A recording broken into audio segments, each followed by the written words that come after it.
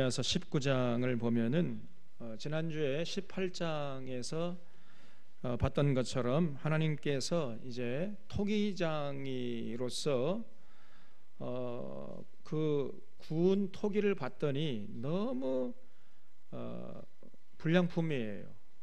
뭐 도저히 유지할 수 없을 정도로 깨진 데도 많고 뭐 부족한 것도 많고, 그래서 이제 그 토기를 깨트려 버리겠다, 그런 말씀이 19장의 내용입니다.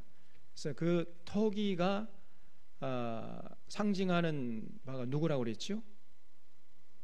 남유다 예루살렘 백성들. 그래서 하나님이 이제 남유다 예루살렘 거민들을 더 이상 용서하지 않고 이제 심판하겠다. 근데 그 심판하는 내용이 다른 게 아니고 바벨론 군대를 보내 가지고 전부 칼에 맞아 죽고, 살아남은 사람은 전염병이 돌아가지고 전염병에 또 다 죽고, 또 그런 가운데 살아나는 사람은 굶어 죽고. 그래서 자녀들의 고기, 너희들이 배를 알아서 출산해가지고 키우던 너희들의 자녀를 잡아서 그 고기를 뜯어먹게 하겠다. 야, 여러분 얼마나 이 끔찍합니까? 하나님의 분노가 지금 하늘을 찌르고 있어요. 당시 남유다 예루살렘 그 백성들을 향한 하나님의 분노가 하늘을 찌르고 있다 그 말이에요. 이 사람들이 예배를 등한히 했기 때문에가 아니라고 그랬죠. 제사 열심히 드렸다 그랬습니다. 여러분, 제물 열심히 갖다 바쳤어요. 근데 하나님은 그 분노하셨습니다. 왜 그랬냐 도대체가. 19장을 보겠습니다. 19장 1절에 여호와께서 이와 같이 말씀하시되 가서 토기장이 옹기를 사고 백성의 어른들과 제사장의 어른 몇 사람과 하시드 문 어귀 곁에 있는 흰놈의 아들의 골짜기로 가서 거기서 내가 네게 이른 말을 선포하여 그랬죠. 거기 흰놈의 아들의 골짜기, 거기 줄 쳐보세요. 그 몇 번 제가 말씀드렸죠. 그 흰놈의 아들의 골짜기, 이게 흰놈의 골짜기인데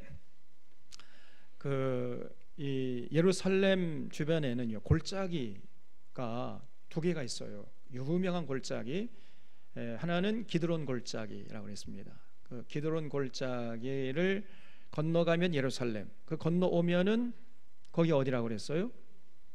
예? 베다니. 예수님께서 그 베다니 마리아 집에 자주 가셨잖아요. 거기가 바로 기드론 골짜기예요.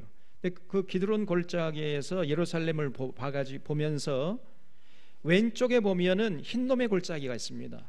흰놈의 골짜기. 그 흰놈의 골짜기는 뭐 하는 곳이냐? 거기에 이제 사람들이 죽어 묻히는 곳이에요. 그러니까 시체들이 묻히는 곳인데, 근데 당시에 이 예루살렘 사람들이 거기서 뭘 했느냐면요, 거기서 이제 무지한 죄가 없는 사람들 함부로 잡아 죽이는 곳이었어요. 그냥 아주 악명 높은 곳이었습니다. 게다가 이 권력자들이 조금 자기 마음에 안 들잖아요. 그럼 사람 잡아다가 그냥 무지한 자를 거기서 처단하는, 그래서 그냥 그 흰놈 골짜기 밑으로 떨어뜨리는, 이런 것이 바로 흰놈의 골짜기였어요. 그리고 더 나아가서 나중에는요 거기다가 바알 신전을 지었습니다. 바알 신전을 져가지고 기우제를 드리는 곳이었어요. 사람을 제물로 잡아다가 거기서 이제 각을 떠가지고 우상 앞에, 바알 앞에 제사 드리는 곳이 바로 흰놈의 골짜기였습니다.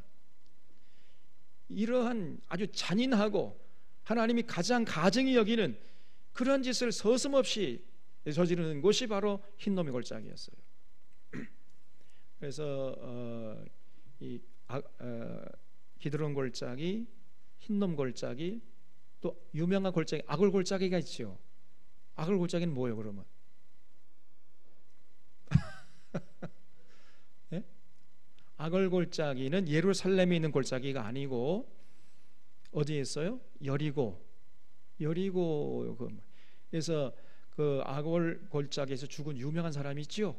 그 금덩이 훔쳐내다가 하나님께 들켜가지고 죽임을 당한 사람 누굽니까? 여리고성 점령할 때에 그 외투 하나 하고 금덩이 이렇게 탐나가지고 슬쩍 숨겼죠.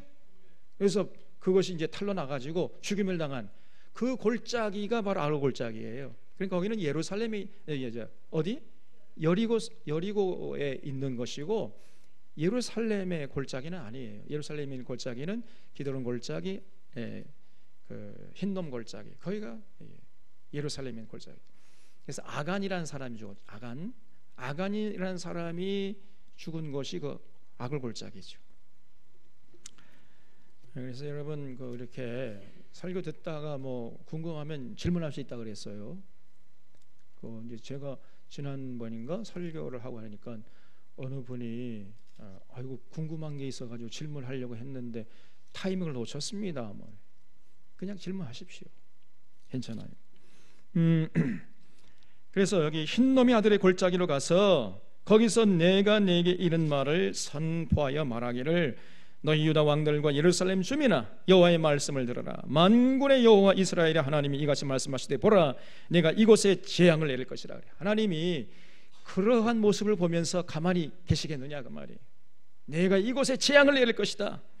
그것을 듣는 모든 자의 귀가 떨리니 이는 그들이 나를 버리고 이곳을 불결하게 하며 이곳에서 자기와 자기 조상들과 유다 왕들이 알지 못하던 다른 신들에게 분향하며. 그러니까 흰놈의 골짜기가요 우상 숭배하던 바알 신전이 있었다 그 말이죠. 무지한 자의 피로 이곳에 채웠음이며 그 정치적으로 조금 자기 마음에 안 들면 그냥 왕들이 함부로 잡아다가 사람을 잡아 죽여요. 무지한 자의 피가 흥건히 고여 있는 것이 그 흰놈의 골짜기였다 그 말이죠. 또 그들이 바알을 위하여 산당을 건축하고 자기 아들들을 바알에게 번제로 불살라 드렸나니 이는 내가 명령하거나 말하거나 뜻한 바가 아니니라 그랬어요.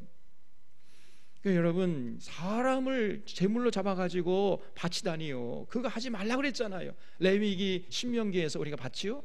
하나님이 제일 가증히 여기는 것입니다.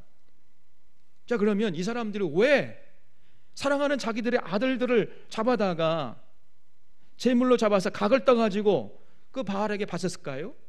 도대체 뭐 때문에 그랬을까요? 예? 언제 그랬을까요? 언제? 비가 안 올 때. 그러니까 기후제 비가 안 오잖아요.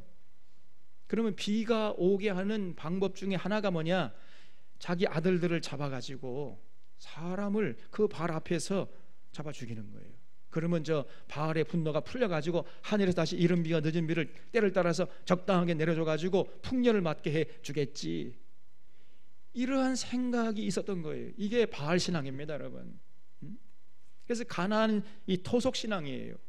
그 가나안 토속 신앙의 이 사람들이 하나님의 택한 백성들이 그렇게 선지자들 가가지고 하나님 말씀을 전해줬건만 그 하나님의 말씀은 전혀 귀 기울여 듣지 않고 그 토속 신앙에 영향받아가지고 그 거짓된 신앙에 매몰돼가지고 비가 안 오면은 바알이 하늘에서 비를 내려주지 않는구나. 지금 바알이 화났구나. 바알의 마음을 우리가 흐뭇하게 해줘야지. 그래가지고 자기 아들들을 잡아가지고 사람을 제물로 갖다 바쳤다 그 말이에요. 옛날에 그런 그 전설이 많이 내려오죠. 우리도 옛날에 뭐 천일야화 뭐 이래가지고 무슨 라디오에서 우리 라디오 많이 들을 때 하늘에서 이제 비가 안 오잖아요. 옛날엔 다 천수답이었으니까. 그러면 동네 어구에 이제 사람들이 모여가지고 동네에서 제일 이쁜 처녀를 잡아가지고 그 동네 어구 입구에 있는 그 굴 속에 있는 구렁이에게 그 처녀를 갖다 바치면은 이제 그 구렁이가 하늘에서 비를 내려준다. 이런 토속 신앙이 있었잖아요. 똑같습니다. 그게 바알 신앙이에요. 여러분 하늘에서 비를 내려주신 분은 바알입니까? 사람이 손으로 만든 돌멩이에 불과한 나무 조각에 불과한 바알입니까? 이 우주 만물을 창조하신 여호와 하나님이십니까 여러분? 여호와 하나님 아니세요? 그러면 비가 안 올 때는 어떻게 해야 돼? 이른 비와 늦은 비가 때를 따라 적당하게 내리지 않아가지고 가뭄 들면 어떻게 되는 겁니까? 뭘 해야 돼요? 예? 이거 이제 레위기로 다시 돌아가야 되겠는데 이건. 그렇죠. 하나님이 왜 이른 비와 늦은 비를 때를 따라서 내려주지 않는 겁니까? 하나님도 좀 화가 나신 거예요. 하늘의 그 문을 닫아버렸잖아요. 인간들이 하나님과 약속한 거 안 지키니까, 하나님의 뜻대로 안 사니까. 그런 회개하고 돌아가서 하나님을 제대로 섬기면 하나님이 이른 비와 늦은 비를 때 적당하게 내려주셔서 풍년을 맞게 해주실 거 아닙니까? 그러니까 비가 안 올 때는 기우제를 드릴 게 아니라 뭘 해야 돼요? 회개하고 자신들을 돌아보고 이제 회개하고 하나님께 돌아가서 하나님과 맺은 약속, 그 언약, 그거 지키려고 애를 쓰면 되는 거죠. 근데 그건 안 하고 사람을 제물로 잡아서 바알 앞에 가가지고 제물로 바쳤다 그 말이에요. 얼마나 어리석은 자들입니까? 그러니까 그들이 죽을 짓을 하는 거예요.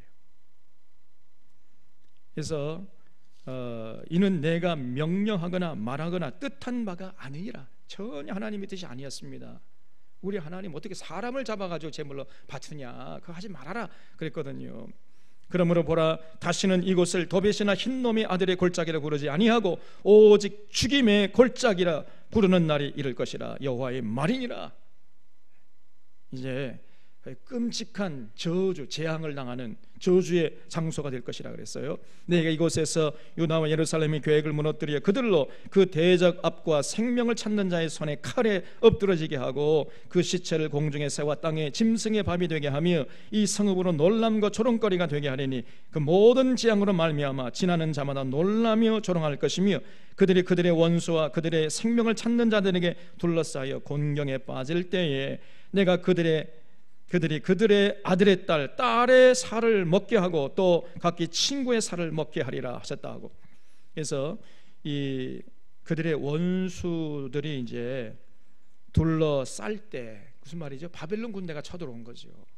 바벨론 군대가 쳐들어와서 예루살렘 성을 포위하게 되면 그 안에 물자가 못 들어가니까 성 안에 있는 사람들이 굶주리겠죠. 그러니까 굶주리다 못해서 이 사람들이요 자기들의 아들, 딸들을 잡아먹게 돼요. 다들 실성해 버린 거예요. 여러분 레위기 16장, 신명기 18장에 보면은 너희들이 나와 맺은 언약을 지키지 않으면 이러이러한 재앙을 당할 것이다 그렇게 말씀해 놓은 거 있지요? 그 중에 하나가 너희들의 아들과 딸들을 잡아서 그 고기를 뜯어먹게 하겠다 그렇게 말씀하셨습니다. 그런 하나님의 말씀이 그대로 이루어지는 거예요. 하나님의 말씀은요 무섭습니다. 그대로 실현되는 거예요. 우리 하나님은 인생이 아니 있어 시건치 않으신다 그랬잖아요. 그 하신 말씀이 반드시 현실이 되는 거예요. 그래서 우리가 하나님의 말씀을 귀담아 듣고 그걸 소중히 여겨야 한다고 말이죠. 그래서 그것이 바로 온기를 깨트리는 것입니다. 여기 10절에 그런 재앙을 당할 것이라는 것을 선포한 다음에 예레미야가요 그 사람들 보는 앞에서 온기를 깨트려요. 10절에 너는 함께 가는 자의 목전에서 그 온기를 깨트리고 그들에게 이르기를 만군의 여호와께서 이와 같이 말씀하시되 사람이 토기장 위에 그릇을 한번 깨트리면 다시 완전케 할 수 없나니 이와 같이 내가 이 백성과 이 성을 무너뜨리리니 도벳에 매장할 자리가 없을 만큼 매장하리라. 여러분 그 온기장이 온기를 깨트려 봐요. 그 다시 성하게 할 수 있습니까? 산산조각 나버리는데 예루살렘이 그런 꼴을 당할 것이다. 여호와의 말씀이니라. 내가 이것과 그 가운데 주민에게 이같이 행하여 이 성읍으로 도벳 같게 할 것이라. 예루살렘 집들과 유다 왕들의 집들이 그 집 위에서 하늘의 만상에 분향하고 다른 신들에게 전제를 부음으로 더러워졌은즉 도벳 땅처럼 되리라 하셨다 하라 하시니 13절 한번 줄쳐보세요. 당시에 이 유다의 그 리더들, 유다의 지도자들이지요. 예루살렘 사람들, 이 사람들이 전부 뭘 했냐면요 그 집 위에서 하늘의 만상에 분향했다 그 말이에요. 그 하늘의 만상 뭐가 있습니까? 태양, 달, 별들 그런 것들을 다 섬겼습니다. 이거는요 조금 그 유대인들의 풍습을 그 집의 구조를 이해할 필요가 있습니다. 예루살렘 가면요 그 금방 이해가 돼요. 예루살렘 사람들 그 팔레스타인 중동 사람들은 다 마찬가지입니다. 우리나라처럼 이렇게 지붕을 이렇게 삼각형으로 짓지를 않아요. 이 사람들의 그 지붕은 어떻습니까? 평평해요. 평평. 그래서 거기 사람들이 올라갈 수가 있습니다. 올라가서 거기서 뭐 족구할 정도로 그리고 넓은 공간이 있다니까요. 그러니까 그 지붕 위에서 이 사람들이 올라가 가지고 뭘 했느냐, 하늘의 만상에게 분향했어요.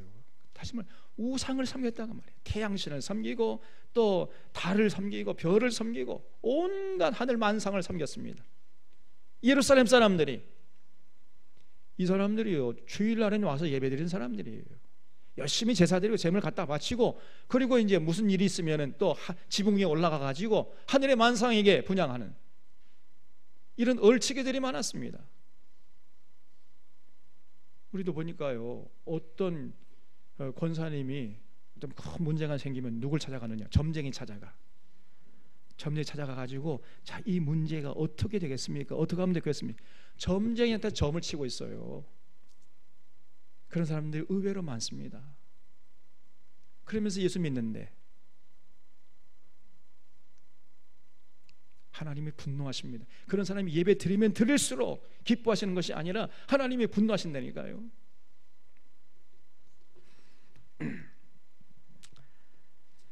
14절에 예레미야가 여호와께서 자기를 보내사 예언하게 하신 도벳에서 돌아와 여호와의 집들에 서서 모든 백성에게 말하되, 만군의 여호와 이스라엘 하나님께서 이와 같이 말씀하시되, 보라, 내가 이 성읍에 대하여 선언한 모든 재앙을 이 성읍과 그 모든 촌락에 내리니 이는 그들의 목을 곧게 하여 내 말을 듣지 아니함이라 하시니라 그랬어요. 이렇게 하나님이 이제 하나님 말씀을 선포하게 하고 예레미야가 가가지고 그대로 전한 거지요. 그랬더니요, 그 반응이 어떻습니까? 그럼 그 말씀을 들었으면 어떻게 하면 되는 거예요? 깨닫고 뉘우치고 하나님께 돌아와서 하나님 다시 제대로 섬기면 되겠지요. 근데 예루살렘 사람이 그렇게 했을까요? 안 했을까요?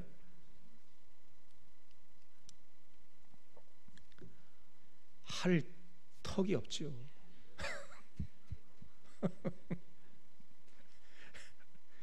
20장을 보세요. 20장 1절에 임멜의 아들 제사장 바스훌은 여호와의 성전의 총감독이라 그랬어요. 무슨 말이냐면 오늘날 하면요, 우리 교단으로 하면 통합 측 총회장이에요. 예루살렘 성전의 총감독이라.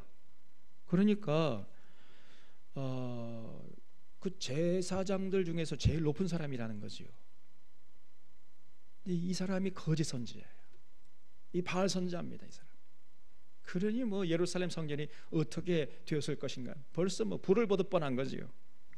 그가 예레미야의 이 일 예언함을 들은지라 이에 바스훌이 선지자 예레미야를 때리고 여호와의 성전에 있는 베냐민 문 위층에 목에 씌우는 나무꼬랑으로 채워줬다. 그 예레미야가 하나님 말씀을 전해주니까요, 고맙게 여기는커녕 예레미야를 잡아 죽이려고 덤벼들어요. 예레미야에게 나무꼬랑으로 그 목에 그냥 착고를 쳐버렸습니다. 그 감옥에 쳐넣었어요. 이게 바스훌이라는 사람입니다. 당시에 예루살렘 성전의 최고 높은 사람이었어요. 3절에 다음날 바스훌이 예레미야를 목에 씌우는 나무꼬랑에서 풀어주매 예레미야가 그에게 이르되, 여호와께서 내 이름을 바스훌이라 아니하시고 마골 밋사빕이라 하시느니라. 여기 마골 밋사빕이라는 그 이름 옆에 1번이라고 되어 있지요. 나눠주라고 합니다. 맨 밑에 보세요. 거기 보면 마골 밋사빕이라는 이름의 뜻이 뭐냐? 사방으로 두려움이다, 이런 뜻이에요. 이 사람 이름이, 당신의 이름은 이제 더 이상 바스훌이 아니라 마골 밋사빕이야, 이렇게 전해주라고 그랬어요. 사방에서 이제 두려움이 오는. 그래서 여호와께서 이와 같이 말씀하시되, 보라, 내가 너와 내 모든 친구에게 두려움이 되게 하리니 그들이 그들의 원수들의 칼에 엎드러질 것이요 내 눈은 그것을 볼 것이며 내가 온 유다를 바벨론 왕의 손에 넘기리니 그가 그들을 사로잡아 바벨론으로 옮겨 칼로 죽이리라. 내가 또 이 성읍의 모든 부와 모든 소득과 모든 귀중품과 유다 왕들의 모든 보물을 그 원수의 손에 넘기리니 그들이 그것을 탈취하여 바벨론으로 가져가리라. 바스후라, 너와 내 집에 사는 모든 사람이 포로 되어 옮겨지리니 내가 바벨론에 이르러 거기서 죽어 묻힐 것이라. 너의 거짓 예언을 들은 내 모든 친구도 그와 같이 들으리라 하셨느니라. 주쳐보십시오. 너의 거짓 예언을 들은 너의 모든 친구도 똑같다는 거예요. 자, 앞을 보세요. 이게 무서운 얘기입니다. 그 바스훌이라는 거짓 선지자는 하나님께 심판받는 건 물론이고 그 거짓 선지자에게 휘둘렸던 당시의 사람들도 똑같이 하나님이 그 죄를 묻겠다는 거예요. 예외 없습니다, 여러분. 그래서 제가 늘 얘기한 리더십도 건강해야 되지만 팔로우십도 건강해야 된다. 아이고 나는 뭐 내가 뭐 뭘 압니까? 그냥 뭐 지도자가 이렇게 가자 그러니까 그런 줄 알고 따라간 것 뿐입니다. 그게 하나님 앞에서 통해요? 안 통해요? 안 통합니다. 그 변명이 될 수가 없어요. 그거는. 그 거짓 선자들에게 휘둘렸던 너희들도 똑같은 죄를 받을 것이다. 죗값을 받을 것이다. 그래서 여러분 분별력이 중요하다 그랬잖아요. 분별력. 무엇이 참이고 무엇이 거짓인지 올바로 분별하는 이 분별력이 오늘 이 시대 훨씬 더 당시 예레미야 시대보다 더 우리에게 필요합니다. 왜냐하면 지금 이 시대가 예레미야 시대보다 훨씬 더 어둡기 때문에 그래요. 지금 영적인 어두움이 칠흑같이 지금 가라앉아 있습니다, 여러분. 그래서 이 무엇이 참이고 무엇이 거짓인지 분별하기가 너무 어려워요. 오히려 거짓된 것들이 진짜 같아요. 진짜가 거짓 같고 거짓이 진짜 같고 이런 시대를 살고 있는 것입니다, 우리가. 그래서 정말 조심해야 됩니다. 그래서 오늘 한국교회 안에도 뭐 내가 무슨 뭐 음성을 들었다느니 무슨 환상을 봤다느니 뭐 계시를 들었다느니 뭐 꿈에 뭐 당신 뭐에 관한 무슨 하나님 음성을 들었 100% 거짓입니다. 살고 싶으면 그런 자리에 도망쳐야 돼요. 그런 거짓된 거짓 이 기독교 점쟁이들이 많아요. 그래서 특별히 이제 무슨 뭐 암에 걸렸다든가 죽을 병에 걸렸다 그러면 그거 딱 접근해가지고 당신 말이야 이제 그 능력의 종의 기도를 받아야 난다. 그래서 그분이 어젯밤에 이렇게 당신에 관한 음성을 들었는데 하나님께서 이렇게 하라고 하더라. 완전히 사기꾼들입니다. 오늘날 이 시대에는 여러분 예언이라는 거는요 성경이 기록되기 전에는 하나님이 예레미야에게 직접 나타나서 말씀해 주시고 음성도 들려주시고 계시를 보여주셨죠. 그러나 이 성경 기록된 이후에는요 그렇게 역사하지 않으세요.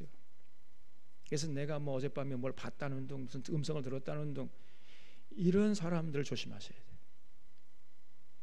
100%라고 한다면 조금 그러니까 99.9% 다 사기꾼들입니다. 우리 사랑하는 교우들은 절대로 그런 자들에게 휘둘린 자들이 없기를 주님의 이름으로 부탁을 드립니다. 그럼 오늘 이 시대는 어떤 사람이 진정한 하나님의 보내신 사람이요? 어떤 사람? 창세기부터 요한계시록까지 성경을 통전적으로 가르칠 수 있는 사람. 그래서 성경의 올바른 안목을 키워주는 그 사람이 진실로 건강한 하나님의 사람이다 그 말이에요. 이걸 잊지 마셔야 돼요. 그래서 이제 성경에 하나님 뜻이 다 완벽하게 드러나 있어요. 그래서 성경을 제대로 우리가 알게 되면은 하나님의 뜻을 알게 돼요. 무슨 예언기도 받을 필요가 뭐가 있습니까? 함부로 어디 기도 가가지고 뭐 능력의 종이 있다 해가지고 예언기도 받고 무슨 뭐 이런 점쟁이 같은 이런 그건 꼭 뭐냐 점쟁이에게 찾아가서 점을 치는 건 똑같은 겁니다. 그런 짓 하면 안 돼요. 그래서 정말 이 너의 거짓 예언을 들은 내 모든 친구도 그와 같으리라. 무슨 얘기지요?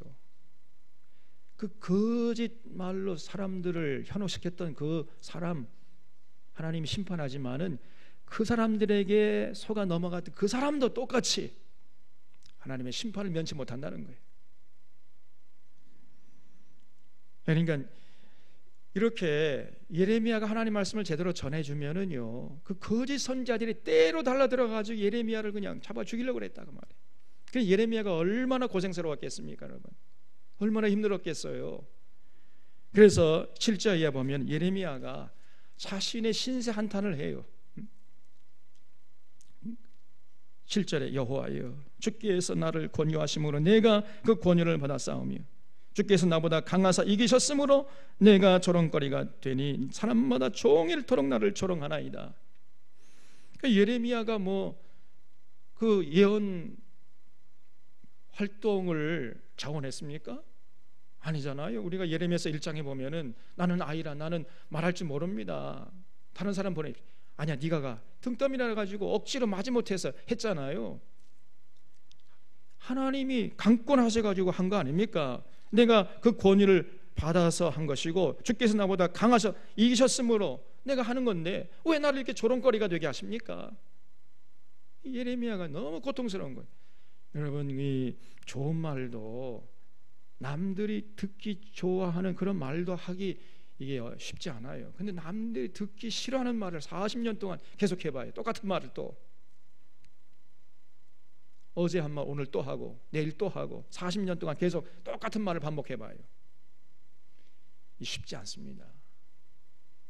듣는 사람들은 그냥 막 얼굴 울그락불그락 하면서 잡아 죽이려고 그러고 안 들으려고 그러고, 근데 하나님은 또 하라 그러고 안 할 수가 없고, 또 하면은 저 사람들은 그냥 막 분노하면서 잡아 죽이려고 하고 돌아서는 거예요.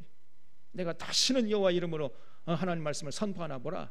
그러면 마음의 중심이 불붙는 거 같아요. 견딜 수가 없어요. 그래서 돌아서 가지고 여러분 하나님의 뜻이 이겁니다. 그러면 저 사람이 또 잡아 죽이려고 그래. 그럼 돌아서 가지고 내가 다시는 하나님의 이름으로 하나님 말씀을 전하지 않겠다. 그러면 마음의 중심이 불붙는 것 같아서 견딜 수가 없어요. 그래서 다시 돌아서 이러한 삶을 40년 동안이나 예레미야가 살았습니다. 그러니 얼마나 힘들었겠습니까? 이 8절에 내가 말할 때마다 외치며 파멸과 멸망을 선포함으로 여호와의 말씀으로 말미암아 내가 종일토록 치욕과 모욕거리가 됨이니이다.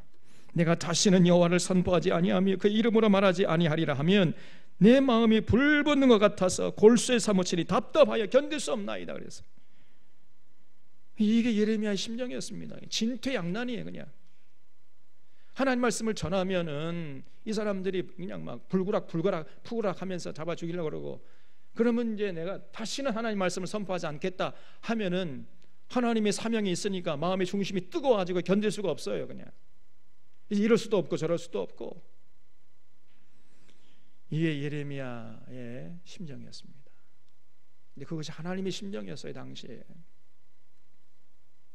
그래서 나중에는 예레미야가 견디다 못해가지고 자기 생애를 저주해버려요.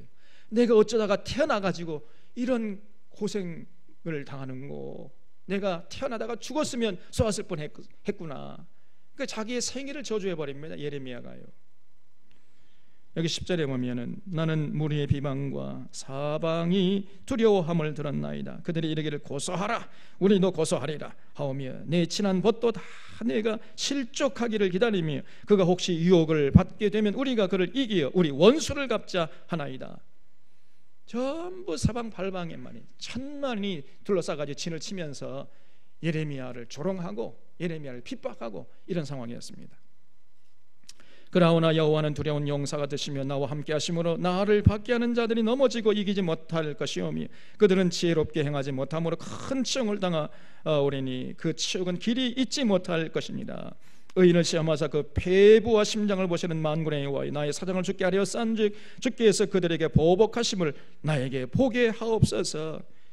나중에는요, 자기를 조롱하고 핍박하는 그 사람들을 하나님이 저주하라고 그냥 이런 기도를 올려요, 예레미야가. 여호와께 노래하라, 너희는 여호와를 찬양하라. 가난한 자의 생명을 행악자의 손에서 구원하셨음이니라. 내 생일이 저주받았더라면. 14절부터는요 자기 생일을 저주해버립니다. 나의 어머니가 나를 낳던 날이 복이 없었더라면, 나의 아버지에게 소식을 전하여 이르기를 당신이 등남하였다 하여 아버지를 즐겁게 하던 자가 저주를 받았더라면, 그 사람은 여호와께서 무너뜨리시고 후회하지 아니하신 성읍같이 되었더라면, 그가 아침에는 부르짖는 소리 낮에는 떠드는 소리를 듣게 하였더라면 좋을 뻔하였나니 이는 그가 나를 태에서 죽이지 아니하셨으며 나의 어머니를 내 무덤이 되지 않게 하셨으며 그의 배가 부른 채로 항상 잊지 않게 하신 까닭이로다. 어찌하여 내가 태에서 나와서 고생과 슬픔을 보며 나의 날을 부끄러움으로 보내는고 하니라. 자신의 생일을 한탄할 정도로 이렇게 예레미야가 고생스러운 나날을 보냈습니다. 하나님께서 맡긴 사명을 감당하니까 복받기는커녕, 우리가 생각하는 복받기는커녕 날마다 조롱거리가 되고요, 치욕거리가 되고, 날마다 그저 핍박이 다가와가지고요, 어떻게 살아갈 수가 없는 정도로, 자신의 생일을 저주할 정도로 그런 고생스러운 나날을 40년 동안 산 사람이 예레미야예요. 그래도 예레미야는 자신의 길을 포기하지 않았습니다. 자기 길을 멈추지 않았어요. 그리고 그런 거짓 선자들과 타협하지 않았습니다. 끝까지 하나님께서 주신 사명 감당했고요, 하나님께서 설하신 그 자리에서 하나님께서 감당하는 그 사명을 감당한 사람이 예레미야예요. 오늘날 이런 사람이 필요한 것입니다. 근데 사람들은 알아주질 않아요. 저 혼자만 의인이냐 저거, 전부 다 왕따시키고요, 조롱하고 뒤에서 험담하고 귀를 기울이지 않습니다. 그런 사람들의 죄는 씻을 수가 없는 거죠. 자, 21장에 여호와께로부터 예레미야에게 말씀이 임하니라. 또 예레미야에게 하나님의 음성이 들려온 거예요. 시드기야 왕이 말기야의 아들 바수훌과 제사장 마아세야의 아들 스바냐를 예레미야에게 보냈을 때 하나님의 음성이 또 들려온 겁니다. 그러니까 이 시드기야는 남유다의 마지막 왕이었죠.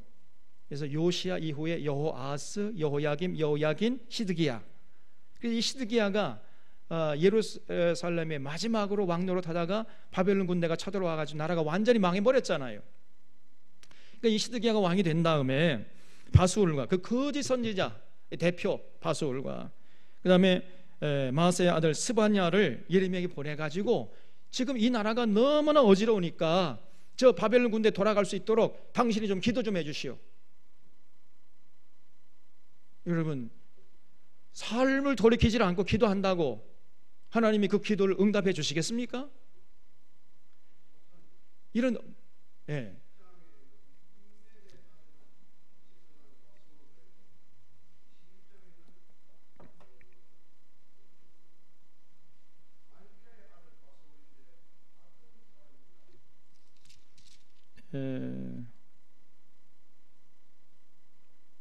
임멜의 아들 제사장 바수훌 20장 1절에 그 다음에 조금 다르네요. 그거 한번 제가 찾아보겠습니다. 임멜의 아들 제사장 바수훌, 저는 같은 사람인 줄 알았는데 말기의 아들 임멜 아들 좀 다른 사람인 것 같은데 한번 더 정확하게 찾아보겠습니다. 어쨌든 바수훌과 스바냐 이 두 사람을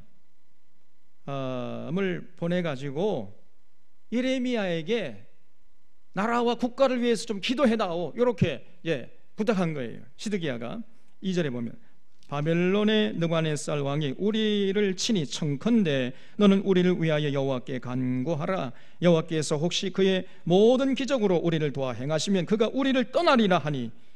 이런 멍청한 놈 봐봐요. 이 시드기야가 예레미야 그래도 신령한 줄 알았던 모양이죠. 이 시드기야는 조금 예레미야의 권위를 조금 인정해주는 사람이었습니다. 그래서 종종 어떤 나라에 큰 문제가 생겼을 때는 예레미야를 찾아와요. 시드기야가. 그러면은 예레미야 말을 들어야 할 거 아니에요. 근데 물으러 오긴 하지만은 예레미야의 처방은 듣진 않아요. 그러다가 망한 사람이에요, 이 사람이. 그래서 당신이 여호와께 간구하면 혹시 기적적으로 우리가 그 바벨론 군대의 손아귀에서 벗어날 수 있을 줄 누가 아느냐. 그러니까 당신이 좀 나라와 민족을 위해서 기도해다오. 그렇게 사람을 보냈다는 거예요. 이 기도의 만능주의에 빠진 사람들입니다. 오늘날도 한국교회 기도 열심히 합니다. 근데 그 기도가 엉터리예요. 이게 문제예요. 기도는 많이 하고 자주 하고 깊이 하고 뭐 한다는데 오래 하고 완전히 엉터리 기도를 하고 있습니다. 그리고 이 방언 기도, 이게 정말 이 열풍이 불고 있는데 정말로 이것은 성경적으로 그 근거를 찾아볼 수가 없어요. 절대 방언기도 하면 안 됩니다.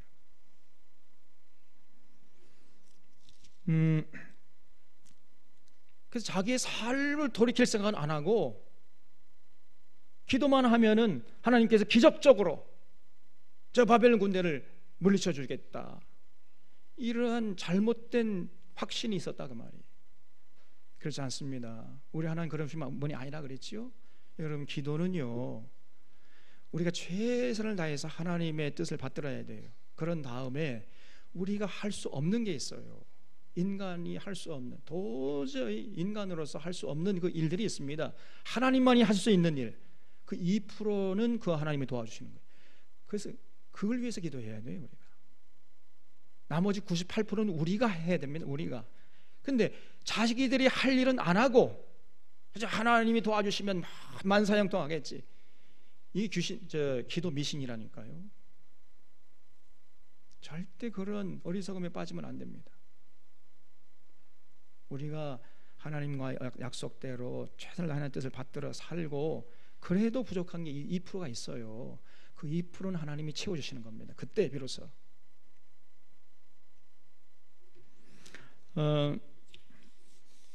그래서 그 바술과 스바냐 앞에서 예레미야가요, 뭐라고 대답을 하냐면요, 완전히 기상천외한 대답을 해버려요. 그 좋은 말을 듣고 오라고 보냈더니 예레미야가 하나님의 말씀을 받아가지고 이제 전하는데, 그때 하나님의 음성이 예레미야에게 임했다 그랬지요. 하나님의 음성이 뭐라고 임했냐면요, 3절 보세요. 예레미야가 그들에게 대답하되 너희는 시드기야에게 이같이 말하라. 이스라엘 하나님 여호와께서 이같이 말씀하시되 보라, 너희가 성 밖에서 바벨론 왕과 또 너희를 애워싼 갈대아인에 싸우는데 쓰는 너희 손의 무기를 내가 뒤로 돌릴 것이요 그것들을 이 성 가운데 모아 들리리라. 내가 든 손과 강한 팔 곧 진노와 분노와 대노로 친히 너희를 칠 것이며. 쉽게 말하면요, 시드기야가 국가와 민족을 위해서 기도해달라, 그러면 기적적으로 우리가 바벨론 군대의 손아귀에서 벗어날 수 있을 것이다, 이렇게 믿고 보냈더니 돌아오는 음성은 그런 참 응답이 아니고요, 하나님은 오히려 너희들을 칠 것이다, 한 놈도 살지 못할 것이다, 이런 음성이 돌아온 거예요.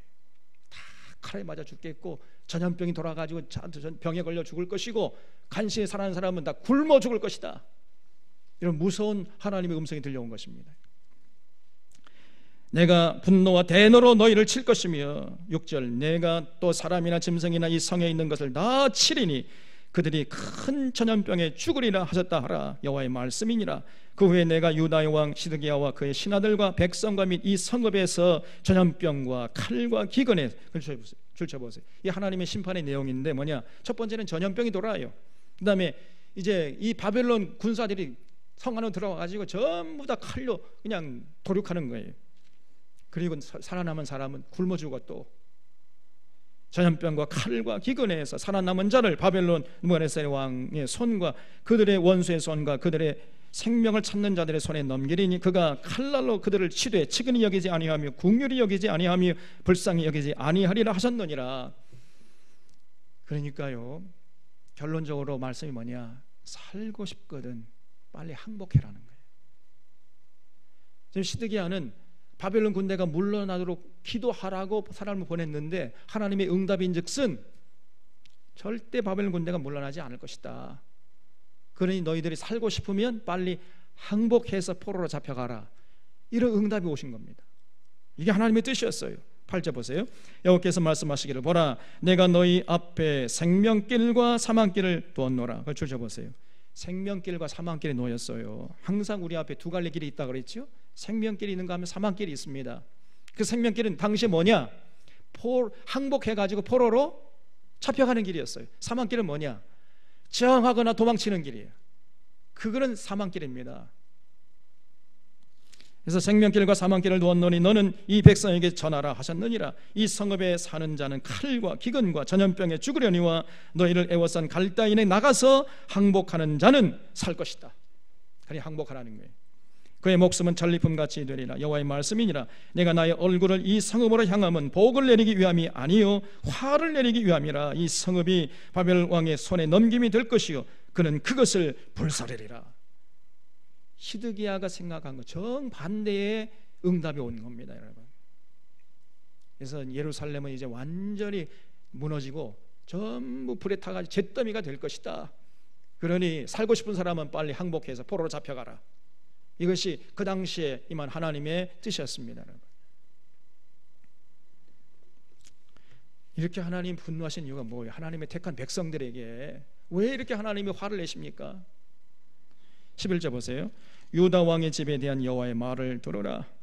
여호와께서 이와 같이 말씀하시니라. 다윗의 집이여, 너는 아침마다 정의롭게 판결하여 탈취당한 자를 압박자의 손에서 건지라. 그리하지 아니하면 너의 악행 때문에 내 분노가 불같이 일어나서 살인하니 능히 끌 자가 없으리라. 자, 이 하나님이 분노하신 가장 큰 원인 중에 하나예요. 이게 뭐냐면요, 이 다윗의 집, 다시 말하면 이 왕 위에 있는 사람들이, 그 왕권을 잡은 이 권력자들이 재판할 때 어떻게 재판을 했어요? 정의롭게 재판하지 않는 겁니다. 그냥 자기에게 뇌물 갖다 바치면은 죄가 없다 하고, 뇌물 갖다 바치지 않으면 죄 없는 사람도 죄 있다 해버리고, 유전무죄 무전유죄예요. 그냥 다시 말씀드리면 당시에 재판이 올곧지 못했다는 겁니다. 판결이 그냥 멋대로예요. 그냥 만민에게 평등해야 할 법인데 조금 돈이 있고 힘 있고 그러면은요 무조건 무죄입니다. 돈 없고 백 없고 그러면 무조건 유죄야. 그냥. 그리고 어떻게 그런 나라가 서겠습니까? 지금 이 나라의 가장 큰 문제가 사법부가 지금 다 병들었습니다. 이명박 박근혜 이후로 사법부가, 그 양승태 대법원장, 그 양씨가 보니까 그런 사람이 없는데 보니까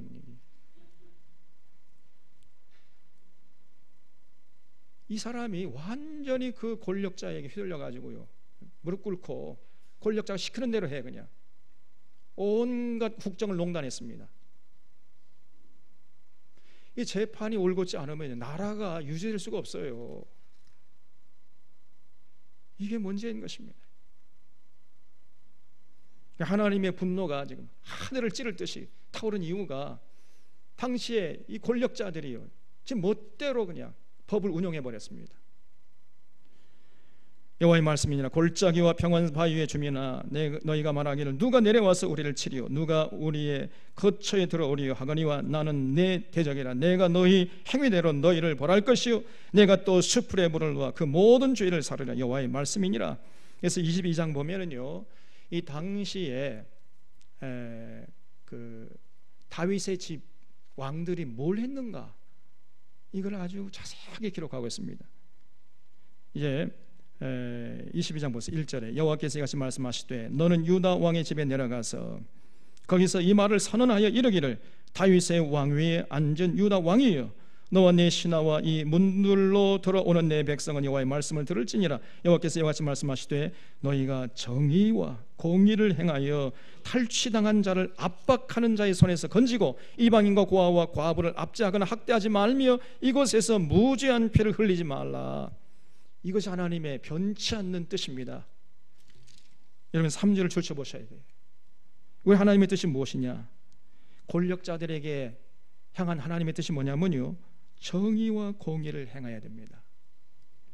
그리고 탈취당한 자를 압박하는 자의 손에서 건지고 이방인과 고아와 과부, 쉽게 말하면 그 사회에 소외된 자, 낙오된 자, 어렵고 힘든 자, 가난한 자, 소위 말해서 이 서민들을 압제하거나 학대하지 말아라. 이것이 하나님의 뜻입니다, 여러분. 그런 사회가 돼야 그 사회를 하나님이 기뻐하신다는 거예요. 그래서 이곳에서 무죄한 피를 흘리지 말아라. 너희가 참으로 이 말을 준행하면 다윗의 왕위에 앉을 왕들과 신하들과 백성이 병거와 말을 타고 이 집 문으로 들어오게 되리라. 그러나 너희가 이 말을 듣지 아니하면 내가 나를 두고 맹세하노니 이 집이 황폐하리라. 여호와의 말씀이니라. 쉽게 말하면 신의 선 언약 지키라는 거예요. 힘 있다고 해가지고 갑질하지 말고, 힘 없다고 해서 갑질 당하고 이런 세상 만들지 말라. 더불어 사는 세상을 만들어라. 이게 신의 산 언약의 핵심 아닙니까? 그거 좀 실천해다오. 그러면 하나님이 기뻐하시고, 그렇잖아 하나님 분노하신다는 거예요. 우리 하나님은 똑같습니다, 여러분. 6절에 여호와께서 유다 왕의 집에 대하여 이같이 말씀하시니라. 내가 내게 길라 깎고 레바논의 머리나 내가 반드시 너로 광야와 주민이 없는 성읍을 만들 것이라. 내가 너를 파멸할 자를 준비하리니 그들이 각기 손에 무기를 가지고 내 아름다운 백향목을 찍어 불에 던지리라. 여러 민족들이 이 성읍으로 지나가며 서로 말하길 여호와가 이 큰 성읍 이같이 행하면 어찌 됨인고 하고 하겠고, 그들이 대답하기는 이는 그들이 자기 하나님 여호와의 언약을 버리고 다른 신들에게 절하고 그 섬긴 까닭이라 하셨다 할지니라.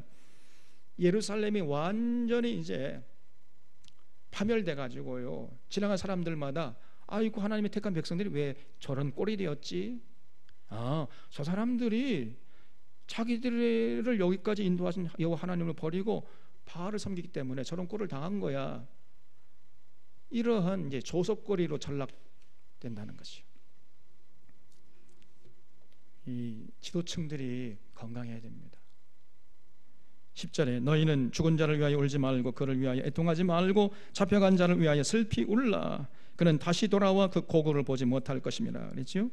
그래서 여기서 그는 누구냐면은요, 요시아의 아들 여호아하스입니다. 요시아가 죽은 다음에 그 뒤를 이어서 여호아하스라는 요시아의 아들이 왕이 됐는데, 이 사람은 조금 이제 왕노릇 하다가 애굽 군대가 쳐들어와 가지고 애굽의 바로에게 사로잡혀가 애굽으로 끌려가 가지고 거기서 돌아오지 못하고 애굽에서 죽어버렸습니다. 그 얘기 하시는 거예요. 그는 다시 돌아오고 고국을 보지 못할 것임이라. 여호와께서 유다 왕 요시아의 아들 곧 그의 아버지 요시아를 이어 왕이 되었다가 이곳에 나간 살룸에 대하여, 자 1번이라고 되어 있죠? 거기 맨 밑에 보세요. 뭐라고 되어 있습니까? 여호아하스라고 되어 있죠? 이게 요시아의 큰아들이에요. 여호아하스가 결국 애굽에 잡혀가 가지고 돌아오지 못할 것이다.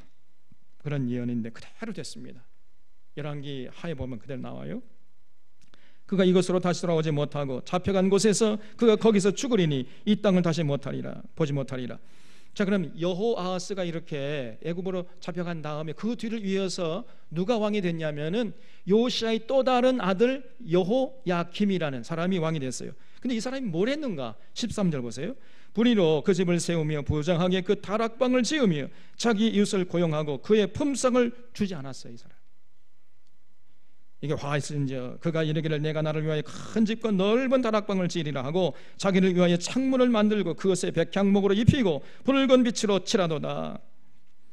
지금 밖에서는요, 바벨론 군대가 쳐들어와 가지고 예루살렘 성을 포위하고 있는 이런 상황이잖아요. 근데 이 여호야김이 당시 왕이었는데 이 사람이 한 11년 정도 통치했거든요. 근데 지금 이방 군대가 쳐들어온 상황에서 이 사람은 뭘 했느냐? 자기 집 짓는데 혈안돼 있었어요. 자기 집, 자기 왕궁. 참 기가 찰 노릇입니다. 나라가 망하든지 말든지 그건 관심 없고 그저 자기 왕궁 짓는데 혈안돼 있는 이 정신 나간 사람 아닙니까? 이 여호야김이. 그래서 15절에 네가 백향목을 많이 사용하여 왕이 될 수 있겠느냐? 네 아버지가 먹거나 마시지 아니했습니다. 그 여호야김의 아버지 누구요? 요시아죠?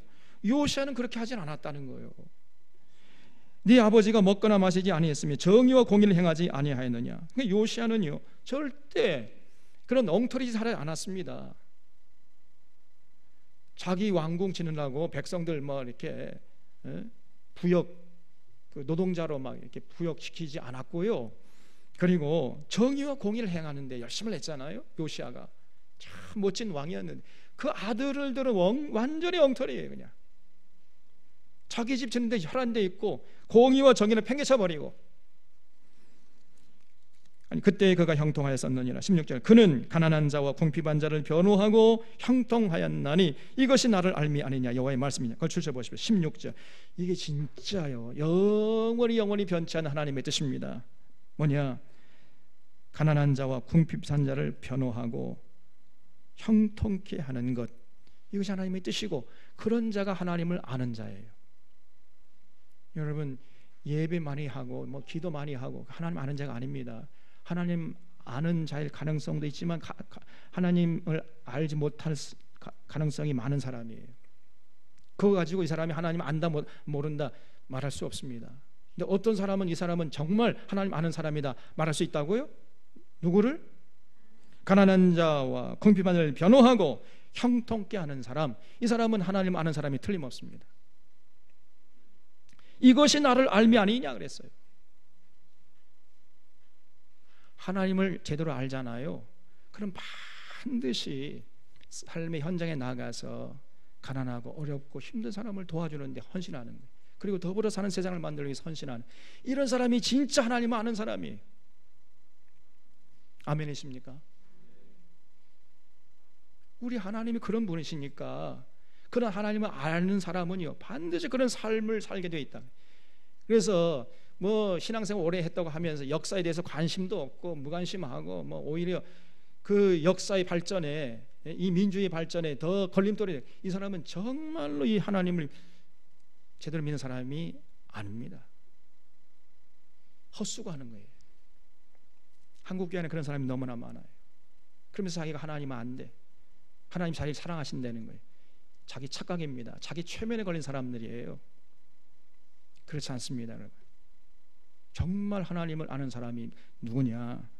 가난한 자와 궁핍한 자를 변호하고 형통케 하는 자, 이것이 나를 알미 아니냐 그랬어요.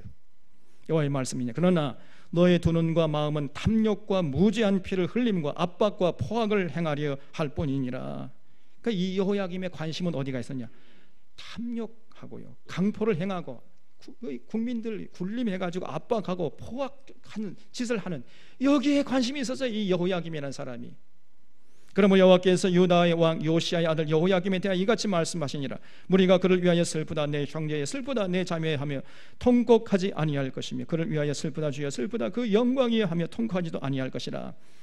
그러니까 여호야김이 죽을 때 국민들이 누구 한 사람 슬퍼하지 않아요. 잘 죽었다 그놈, 그냥 쌤통이다, 아이쿠, 그냥 심령은 체중이 쑥 내려간다 그냥. 저는 이 이명박 박근혜가 이 감옥에 갇힐 때 진짜 10년 못 체중이 쑥 내려갔더라고요.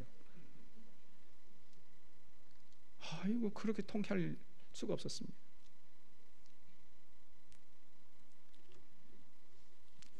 여호야김이 이제 그 바벨론 침공을 받아가지고 비참하게 죽었거든요. 그때 국민들이 어느 한 사람 슬퍼하는 사람 없었습니다.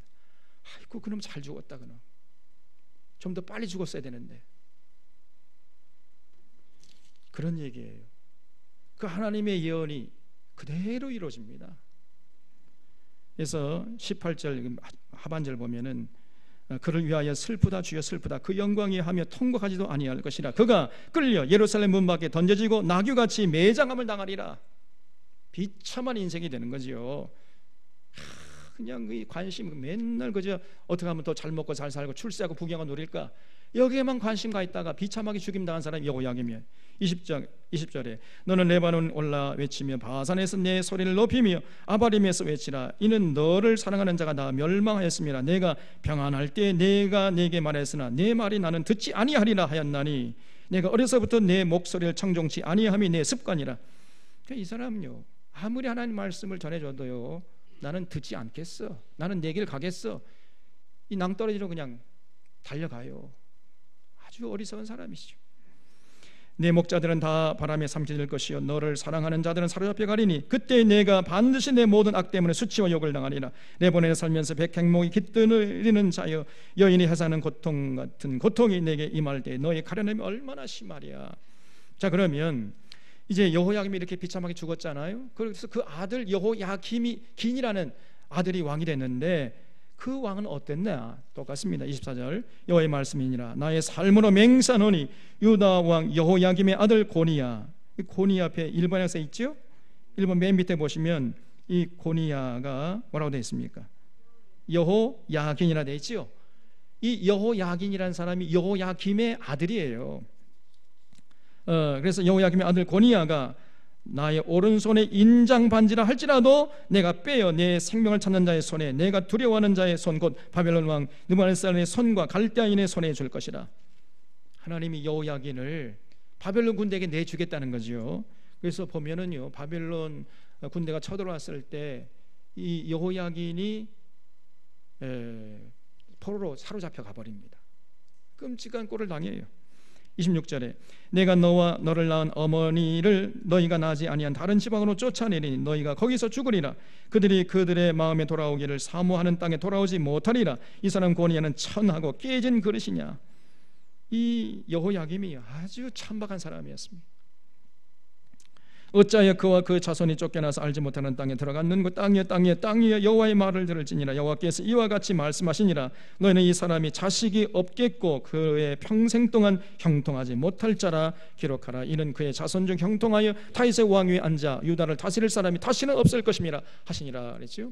결국은 여호야긴이 그 바벨론 끌려가고 자식이 없으니까 요시아의 또 다른 왕, 이게 남유다의 마지막 왕이었는데 시드기야라는 사람이 왕이 되어가지고 통치하다가 결국은 바벨론 군대가 세 번째 쳐들어와가지고 완전히 예루살렘이 무너져가지고,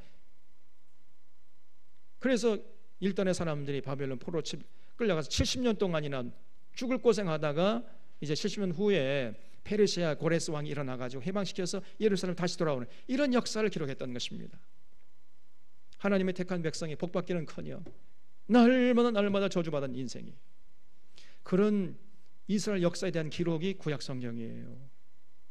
하나님께서 이스라엘 백성들 보면은요, 볼 때마다 분노하셨습니다. 그냥 왜 그래요? 이 사람들이 제사 등한히 여기지 않았다 그랬죠. 재물 갖다 바치지 않아서 그런 게 아니라 그랬습니다. 열심히 제사하고 열심히 재물 갖다 바쳐 기도 많이 했어요. 왜 그랬느냐? 신앙생활과 삶이 유리됐어요. 신앙생활이고 삶은 삶이고 따로 국밥이에요. 결국 그래서 하나님의 분노를 사서 나라가 망하는 이런 끔찍한 저주를 받은 것입니다. 우리 사랑하는 전원의 교우들은 이러한 이스라엘의 역사를 교훈해서 반면교사를 삼아가지고 정말 최선을 다해서 우리의 관심이 어디가 있어야 된다고요? 어떻게 하면 하나님의 뜻을 받들 것인가? 우리의 삶의 현장에서 어떻게 하면 하나님의 명령에 순종할 것인가? 여기에 관심과 있기를 주님의 이름으로 부탁을 드립니다. 그래서 하나님께 영광 돌리고 하나님 주신 복을 받아서 정말로 하늘에 권세 있는 삶을 이 어지러운 세상이라 할지라도 살아가서 하나님께 영광을 돌릴 수 있기를 주님의 이름으로 부탁을 드립니다. 기도하겠습니다.